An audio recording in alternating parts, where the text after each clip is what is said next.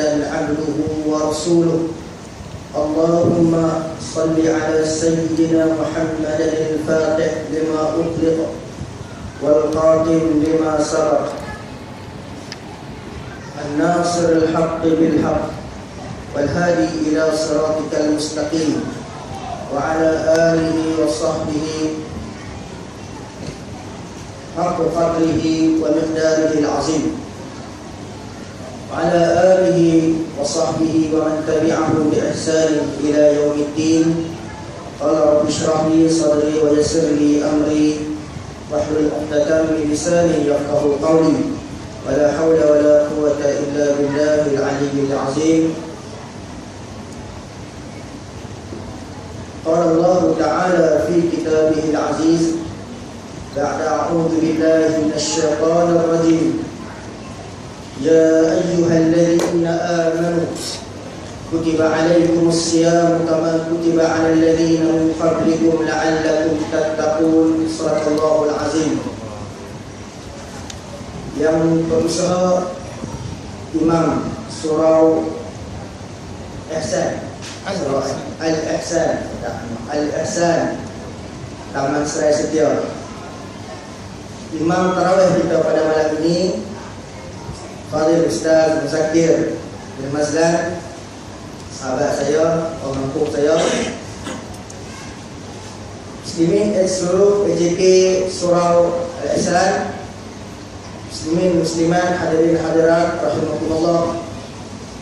Alhamdulillah, syukur kita kepada Allah Subhanahu wa taala kerana kita baru selesai menunaikan solat tarawih witir. Dan alhamdulillah, insya-Allah kita sama-sama sedikit mendengar sedikit tazkirah, perkongsian, peringatan yang insya-Allah sama-sama kita ambil pengajaran, peringatan daripada saya yang tidaklah alim sangat, cuma kita nak kongsi sama-sama berkenaan dengan tak lain tak bukan berkenaan dengan Ramadan saja, berkenaan dengan Ramadan, tak berkaitan dengan perang dunia pun insya-Allah. Tuan-tuan muslimin muslimat rahimakumullah, hari ini 1 Ramadan, mana kata hari pertama kita menjalankan ibadah puasa. Alhamdulillah, cuaca yang tidaklah panas, hujan sepanjang hari, tak letih lah kita hari ini. Alhamdulillah, Allah Ta'ala uji kita dengan tak letih, tak letih kita hari ini. Tak tahulah mungkin seminggu demi minggu lagi Allah Ta'ala uji dengan panas ke, kita tak tahu. Tapi Ramadan, kalau ulama sebut Ramadan ni maksud dia panas.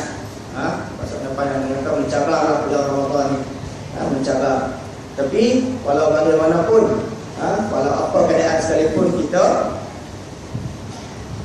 tempuhlah Ramadan ini dengan penuh keimanan dan juga ketakwaan kepada Allah Subhanahu wa taala. Bersepenuh dengan awal Ramadan ini, marilah kita cerita sedikit tentang kelebihan bulan Ramadan. Kelebihan bulan Ramadan. Dalam hadis Nabi Muhammad sallallahu alaihi wasallam, Rasulullah sallallahu alaihi wasallam bersabda, "Atakum Ramadan." Akan datang kepada kamu Ramadan. Rasulullah sallallahu alaihi wasallam bila nak sampai bulan Ramadan, beliau akan panggil sahabat dia, para sahabat dia semua, orang Islam semua panggil, dan Nabi Muhammad akan khutbah di hadapan sahabat dia tentang bulan Ramadan. 2 bulan sebelum daripada bulan Ramadan, Rasulullah ada memperingati para sahabat dia tentang kelebihan bulan Ramadan. Dalam doa yang selalu kita baca, Nabi SAW, Rasulullah ajar, Allahumma barik lana fi Rajab wa Sya'ban wa ballighna Ramadan. Pada kata Rasulullah SAW disebut Allahumma barik lana fi Rajab, pada bulan Rajab lagi Nabi dah berdoa supaya Allah Ta'ala berkat berkat dalam bulan Rajab, Sya'ban, dan mempertemukan kita dengan bulan Ramadan. Rajab, Nabi Muhammad dah mula dah beribadah dengan puasa sunatnya. Tapi itu juga dengan menghidupkan malam-malam dengan qiyamul lail dan sebagainya. Dan juga bulan Sya'ban, Nabi dah buat persediaan. Nabi dah buat persediaan. Kita 2 minggu baru nak cerita pasal Ramadan. Kalau bagaimana pun tak apalah, kita cerita, tersambut juga. Kita memperingati juga tentang kehadiran bulan Ramadan. Kehadiran bulan Ramadan. Dan Rasulullah SAW dia kabarkan kepada para sahabat, atakum Ramadan, telah akan datang kepada kamu seorang tetamu yang bernama Ramadan. Famarhaban wa ahlan, maka hendaklah kita ucapkan selamat datang kepada tetamu ini. Kita kena ucapkan selamat datang. Mana kata kita raikan kedatangan Ramadan, kita muliakan kedatangan Ramadan. Ja'a syahrus siyam bil barakat, mana kata datangnya bulan Ramadan ini, bulan puasa, membawa keberkatan, membawa kebaikan kepada kita. Fa'akrim bihi, maka hendaklah kita muliakan tetamu yang datang ini. Min zaril huwa'at, maka kata kita kena muliakan tetamu yang Allah Ta'ala hantarkan kepada kita. Kita kena muliakan. Sebab dia datang bukan datang tangan kosong. Dia bukan datang saya saja teman. Dia bawa hadiah kepada kita. Dia bawa keberkatan kepada kita. Allah Ta'ala hantarkan keberkatan kepada kita. Jadi kita kena muliakan tetamu. Tetamu yang Allah Ta'ala hantar kepada kita. Contohlah kalau kita nak tetamu, kita nak main rumah kita ke, nak main tempat kita ke, tetamu ni orang yang hebat ni, contoh nak menteri ke, menteri besar nak main, takkan kita buat tak tahu je, takkan kita buat dia nak main-main kan. Mestilah kita buat persediaan. Kita buat persediaan, kita hias taman kita, hias jalan-jalan kita, tengok mana patut kita nak sambung ni, menteri besar nak main ni. Contoh dia nak main, buat lapangan terbang. Contoh nak buat lapangan terbang tak boleh kan. Dia main. Jadi kita sambut dia. Sambut dengan sesuai dengan jawatan dia. Sesuai dengan jawatan dia. Kalau sultan nak main tu, kita sambut sesuai dengan jawatan dia. Jadi Ramadan datang, kita juga kena sambut sesuai dengan kemuliaan dan juga kehebatan bulan Ramadan itu sendiri. Jadi kita kena sambut dia. Apakah kelebihan bulan Ramadan yang Allah Ta'ala datangkan kepada kita? Dalam hadis Rasulullah SAW, pada satu hari Rasulullah berkhutbah kepada sahabat dia dalam majlis macam ni lah, halaqah macam ni.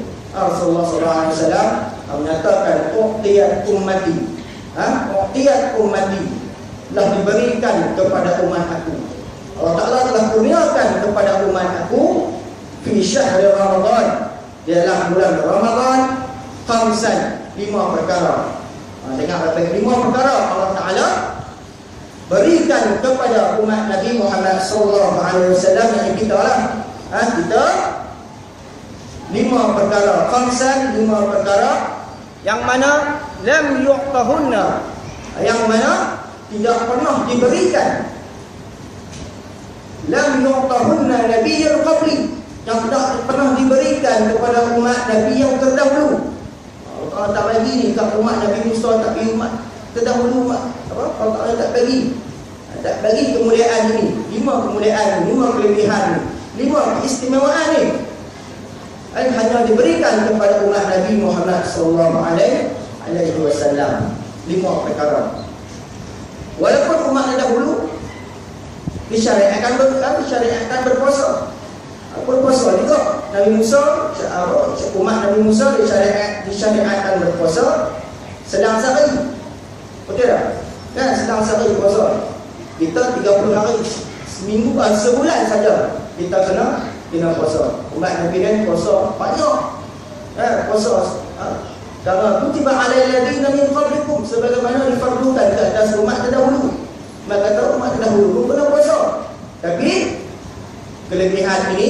diberikan hanya kepada umat Nabi Muhammad sallallahu alaihi wasallam. Jadi sebenarnya umat dahulu dah dapat tahu macam ni. Sebab tu Nabi Musa ada minta ke Allah, dia minta dia jadi umat Nabi Muhammad sallallahu alaihi wasallam. Itu hebat kelebihan yang Allah Taala bagi kat kita. Kita kena bersyukur. Lam yuqahunna nabiyyin qabli, yang tidak pernah diberikan kepada umat Nabi lebih dahulu. Fa amal wahidah, dan adapun yang pertamanya ialah fa inna fi awwali lailatin min syahr Ramadan nazara Allah ilaihim. Yang pertamanya ialah dalam awal permulaan bulan Ramadan, nazara Allah ilaihim, Allah Taala pandang, lihat kita, Allah Taala tengok kita. Jadi pada bulan lain Allah Taala tak tengok kita ke? Tengok.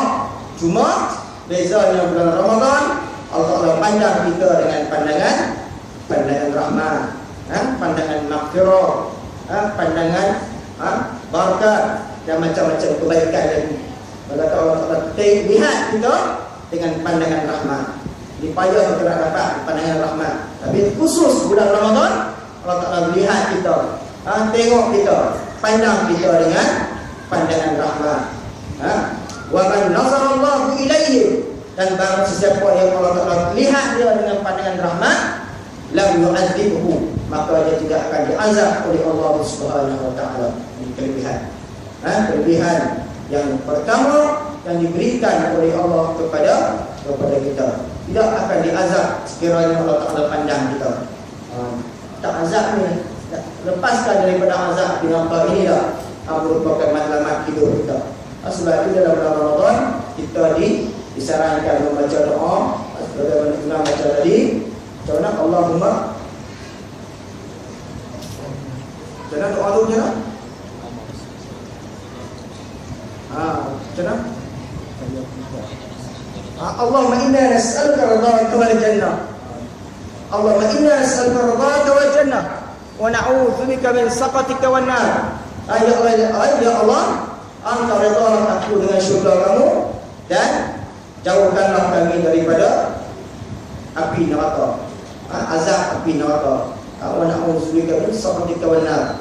Wa na'udzubika min sakhatika wan nar. Doa itulah yang Nabi Muhammad sallallahu alaihi wasallam anjurkan kita memperbanyakkan baca doa tersebut. Jadi itu di antara matlamat kita. Itu yang pertama. Yang keduanya ialah fa ammas-saniyah. Adapun yang kedua, fa inna qalufa afwahihim hina yumsuna atyabu 'inda Allah min rihil misk. Yang keduanya ialah bau mulut orang yang berpuasa dalam bulan Ramadan, atyabu 'inda Allah, maka lebih wangi, lebih baik di sisi Allah, min rihil misk, daripada wangian kasturi. Wangian kasturi ini wangian ataupun bau minyak wangi yang paling baik sekali. Wangi sungguh kasturi ini. Tapi bau mulut orang yang berpuasa, kata Allah, kata Nabi Muhammad SAW, lebih wangi daripada wangian kasturi. Lepas tu bau mulut orang yang berpuasa ni, walaupun bagi kita berbau busuk, tapi di sisi Allah sangat harum dan sangat wangi.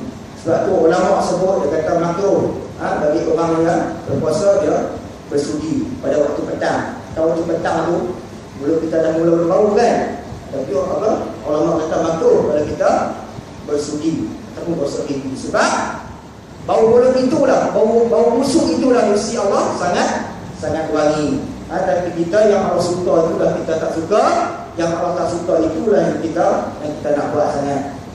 Kita ni terbalik. Itu yang kedua. Wa amma salisah, dan adapun yang ketiganya ialah innal malaikata tastaghfiru lahum fi naharin wa lailah.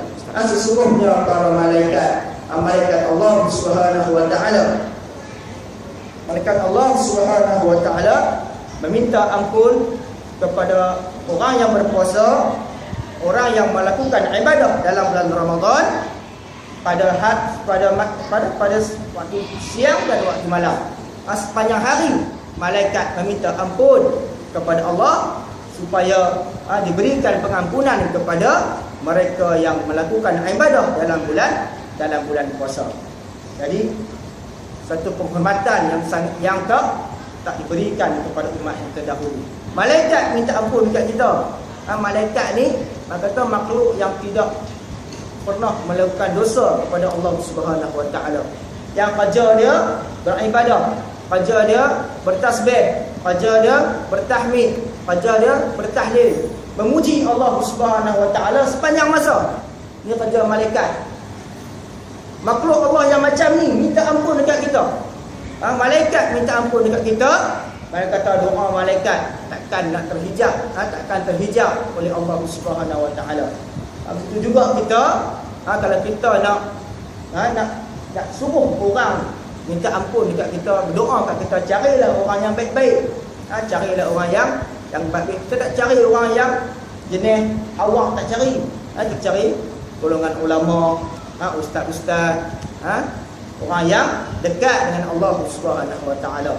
Tak cari pokok itu berhak, tak cari. Kita cari orang yang baik-baik supaya Allah Taala dengar doa golongan ini. Sebab tu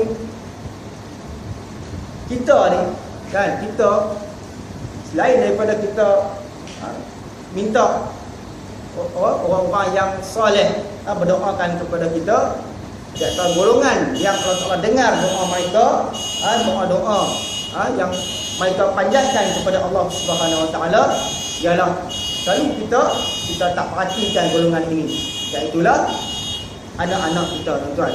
Anak-anak kita ni ataupun mereka yang belum lagi balik, mereka tidak ada dosa dengan Allah Subhanahu Wa Taala. Kita mintalah, kalau ada anak, ajar anak kita supaya berdoa kepada kita. Sebab tu Nabi sallallahu alaihi wasallam ajar kepada suruh kita ajak anak kita doa, Allahumma ighfir lana dzunubana wal walidayna warhamhuma kama rabbayani shaghira. Minta ampun. Suruh anak kita minta berdoa kepada Allah, ampunkan dosa kita. Ampunkan dosa kita. Sebab doa mereka ini di antara doa yang Allah Taala dengar. Allah Taala dengar. Kanak-kanak kita jangan buat samsing dengan anak-anak. Ni jenis ayah yang garang pun ada ni. Yang nampak tengok anak sikit tak pernah kata nak melayan anak dengan baik ada. Kita jangan buat macam tu. Anak-anak kita ni kita kena layan dengan baik. Supaya anak kita berdoa kepada kita di doa. Doa anak-anak. Doa anak-anak Allah Taala makbulkan. Allah bagus. Sebab tu Rasulullah dia dengan kanak-kanak dia sedia, dia baik. Dia layan baik kanak-kanak. Di antaranya ialah Anas bin Malik. Anas bin Malik ni kanak-kanak dia hidup dengan Nabi sejak zaman kanak-kanak. Dia kecil dia duduk dengan Nabi Muhammad sallallahu alaihi wasallam. Mak Anas bin Malik ketika mana Rasulullah berhijrah ke Madinah, sampai Rasulullah dengan Sayyidina Abu Bakar ke Madinah, maka pada waktu itu Madinah banyak jumpa Nabi bagi hadiah.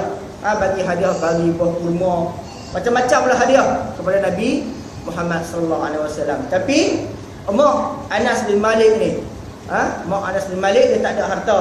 Lalu dia serahkan anaknya Anas bin Malik kepada Nabi supaya Nabi buatlah, nak buat hamba ke, nak buat apa, buatlah kepada Anas bin Malik. Anas ni lalu Rasulullah jaga Anas, jaga macam anak sendiri. Tak pernah Rasulullah tengking Anas, tak pernah Rasulullah buat pelik-pelik ke Anas. Jaga elok-elok, pelihara elok-elok, bagai macam anak dia sendiri. Begitu juga dengan Zaid bin Harithah. Zaid bin Harithah seorang hamba yang dihadiahkan oleh Khadijah kepada Rasulullah. Zaid bin Harithah ni seorang hamba, duduk dengan Nabi sehingga kan orang panggil gelaran Zaid ni Zaid bin Muhammad. Begitu baik hubungan Rasulullah dengan Zaid, walaupun dia seorang hamba. Tapi Rasulullah jaga, layan dia elok. Tak pernah buat tak ketahuan dekat dia. Tak pernah buat ketahuan dia. Sebab tu masa bapa Zaid ni datang berjumpa dengan Nabi, berjumpa dengan Nabi nak minta balik Zaid. Nak minta balik Zaid, bagi kat dia, pulangkan balik Zaid, sebab Zaid tu anak dia. Lalu Rasulullah sallallahu alaihi wasallam panggil Zaid. Kata, wahai Zaid, kau datang Kau datang sekejap, kau lihat, kau kenal tak siapa ni? Kenal ni siapa ni? Ni ayah aku. Ni sebelah ni bapa saudara aku. Aku kenal mereka berdua. Lah ni aku nak bagi pilihan kepada engkau Zaid. Kalau engkau buat pilihan ni untuk balik pulang bersama ayah bapa engkau, kau pulanglah. Ataupun kau pilih sama ada kau duduk dengan aku. Lalu Zaid pilih untuk bersama dengan Rasulullah. Walaupun ayah dia aman, ayah dengan anak ni, tapi Zaid memilih Rasulullah sallallahu alaihi wasallam untuk tinggal bersama dengan Nabi Muhammad. Nak beritahu kata sayangnya Rasulullah kepada kanak-kanak. Kita kena sayang kanak-kanak. Sayang kanak-kanak. Jangan buat lebih kurang. Jangan buat ni nak ajak anak puasa, supaya nak ajak anak pergi perang tu. Supaya nak ajak anak pergi perang. Sungguh-sungguhnya anak kita umur 6 tahun suruh puasa sungguh-sungguh. Tapi semayang tak pernah ajak pun. Ini kita terbalik. Yang Rasulullah suruh muru auladakum bis-salah. Suruh anak-anak kamu semayang. Tapi semayang kita tak suruh, kita duduk pulun suruh puasa. Bukan tak baik, bagus. Baik, tapi mulakan dengan solat dahulu. Ni kita terbalik sikit. Terbalik. Sebab itulah kita kena ikut apa yang Nabi suruh. Bukan tak suruh anak puasa, boleh, tapi dahulukan suruh anak kita bersembahyang.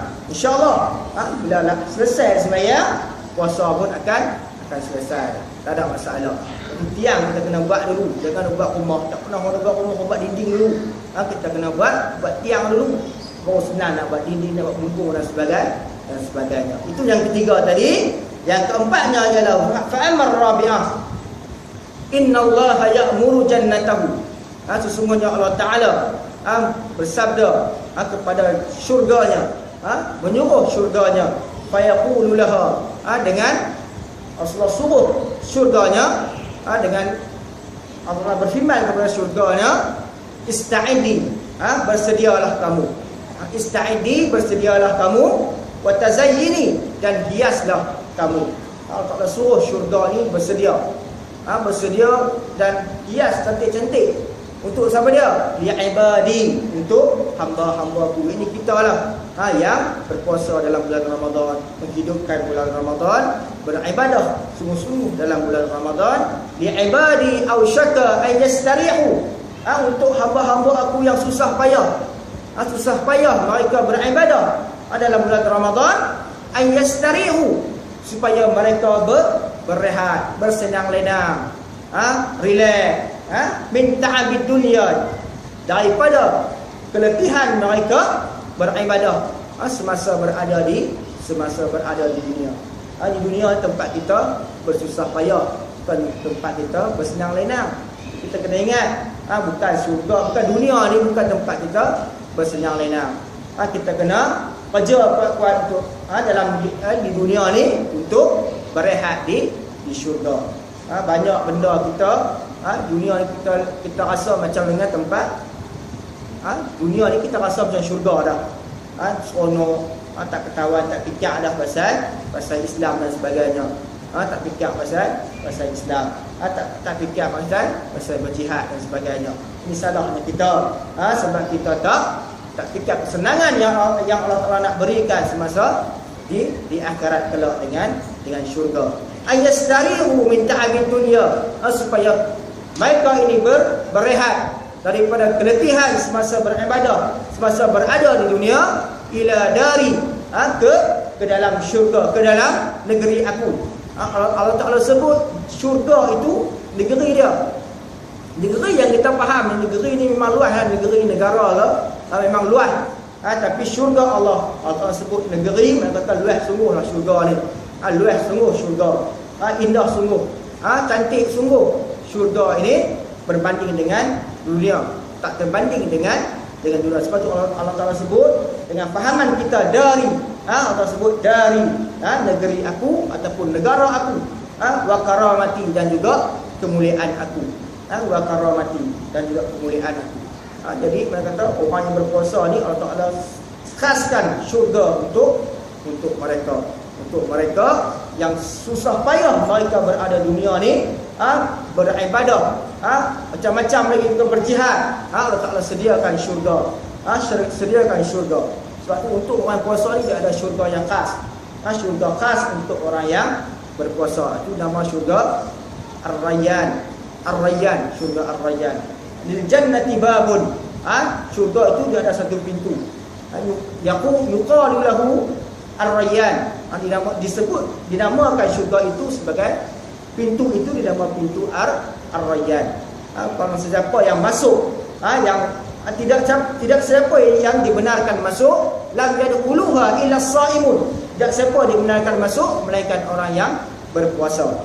Barang siapa yang masuk yang terakhir, orang yang terakhir yang berpuasa itu masuk, pintu itu akan ditutup. Faqad ughliqa, dia akan ditutup pintu itu. Khas untuk orang yang berpuasa saja. Dia ada kelebihan. Kita orang puasa ni sangat banyak. Itu yang keempat. Dan yang terakhirnya, yang kelimanya ialah fa inna fi akhir lailah min syahr Ramadan ghufirallahu lahum jami'an. Yang terakhirnya ialah apabila kita berada di penghujung Ramadan, Allah Ta'ala akan mengampunkan dosa kita kesemuanya.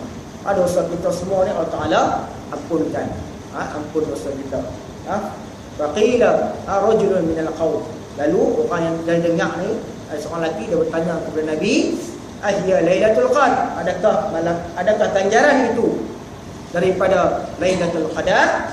Lalu Rasulullah sallallahu alaihi wasallam menjawab, afala tanzuru ila al-ummal, apakah kamu melihat orang yang bekerja, fa iza faraqu min a'malihim, apabila mereka selesai daripada melakukan kerja mereka, waffau ujurahum, tidakkah mereka itu akan dibayar? Mana kata pengampunan Allah Ta'ala itu, pengampunan Allah Ta'ala itu dengan ganjaran Lailatul Qadar adalah dua benda yang berbeza. Lailatul Qadar dengan ganjarannya yang tersendiri, dan pengampunan Allah dengan ganjaran yang tersendiri berbeza. Mana kata banyaklah ganjaran yang Allah Ta'ala bagi. Lailatul Qadar satu, pengampunan Allah satu. Kata banyak ganjaran yang Allah Ta'ala berikan kepada kita, yang kita hidupkan bulan Ramadan. Wa man shama Ramadan qamahu imanan wa ihtisaban ghufira lahu ma taqaddama min dzambi. Barang sesiapa yang berpuasa dalam bulan Ramadan, qamahu, mendirikan bulan Ramadan itu, menghidupkan bulan Ramadan imanan wa ihtisaban, dengan penuh keimanan dan mengharapkan ampunan daripada Allah Subhanahu wa taala, ghufira lahu ma taqaddama min dzambi, maka akan diampunkan dosa kita yang lalu. Mana kata banyaklah kelebihan yang kita nak sebut dalam bulan Ramadan. Iaitulah yang tadi saya sebut tadi, ada 5 perkara. Yang pertamanya, di malam pertama, pada pertama bulan Ramadan, Allah Ta'ala akan memandang kita. Barang siapa yang Allah pandang dia tidak akan diazab oleh Allah Subhanahu Wa Ta'ala. Dan yang keduanya ialah bau mulut orang yang berpuasa lebih baik di sisi Allah daripada haruman kasturi. Yang ketiganya ialah para malaikat mengampunkan dosa kita siang dan malam. Yang keempat, Allah Ta'ala memerintahkan syurganya supaya bersedia dan berhias kepada kita orang yang beribadah dalam bulan Ramadan, supaya kita berehat-rehat, bersenang-lenang dalam syurga daripada kelebihan kita beribadah kepada Allah semasa berada di dunia. Dan yang kelimanya ialah tadi saya sebut, Allah Ta'ala mengampunkan dosa kita kesemuanya. Dosa kita kesemuanya hasil daripada amalan kita, keletihan kita, sepanjang lelah kita beribadah dalam bulan Ramadan. Jadi itulah 5 kelebihan yang kita rasa kita ni sangat beruntung sekali, sangat bertuah sekali daripada umat-umat yang terdahulu, dan digunakan oleh Allah Subhanahu Wa Taala. Banyak kelebihan. Nak cerita kelebihan Ramadan tak habis, sampai pagi esok pun tak habis. Saya rasa mungkin lepas ni ada ustaz lain, ustaz lain bagi kita sekirah lagi, akan cerita lebih banyak, lebih panjang lagi tentang kelebihan bulan Ramadan, puasanya, qiyamul lailnya, Lailatul Qadarnya, diturunkan Al-Quran. Banyak di antara kelebihan bulan bulan Ramadan. Saya rasa sebagai mukaddimah, saya rasa sekadar itu sajalah, sebagai mukaddimah, menceritakan tentang kelebihan bulan Ramadan. Aku qauli hadza astaghfirullahalazim li wa lakum. Wassalamualaikum warahmatullahi wabarakatuh. Waalaikumsalam.